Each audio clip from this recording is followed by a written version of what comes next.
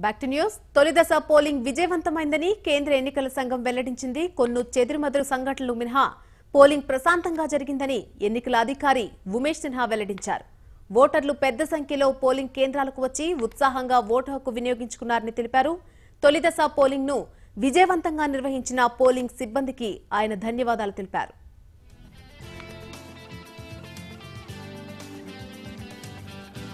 The Election Commission, we are here to brief you about the highlights of the first phase of Lok Sabha elections and the Assembly elections held today. I'm very happy to inform that the first phase of election has been successfully మొత్తం 543 లోక్సభ స్థానాలతో పాటు 4 రాష్ట్ర assembly ఎన్నికలను 7 దశల్లో నిర్వహిస్తున్నామని, అందులో భాగంగానే తొలి విడత పోలింగ్ ముగిసిందని ఉమేష్ సిన్హా తెలిపారు. రెండో దశ పోలింగ్ కు సరిగ్గా వారం రోజుల గడువు ఉందని అన్నారు. 18 till yesterday notifications have been issued for first 5 phases of elections. The notification for the 6th and penultimate phase of election will be issued on April 16th. The last and 7th phase will be notified on April 22nd. All notification for all phases in the 4 states with simultaneous assembly elections have been issued.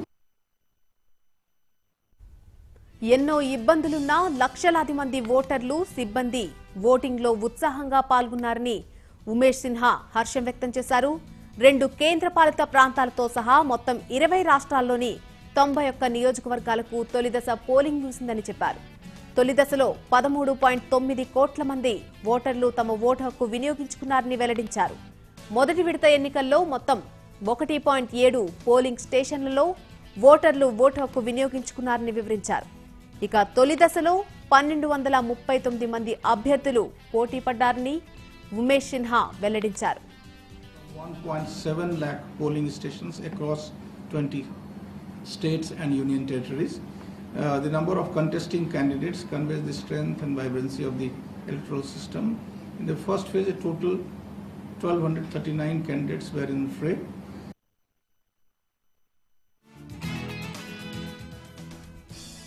Nizamabad Lok Sabha స్థానం మినహా అన్ని నియోజకవర్గాల్లో polling అనుకున్న సమయానికే నిర్వహించినట్లు కేంద్ర ఎన్నికల అధికారి ఉమేష్ సిన్హా చెప్పారు. తెల్లవారుజాము నుంచే ఓటర్లు ఎంతో ఉత్సాహంగా పోలింగ్ కేంద్రాలకు తరలివచ్చారని, మహిళలు సైతం పెద్ద సంఖ్యలో ఓటు హక్కు వినియోగించుకున్నారని తెలిపారు.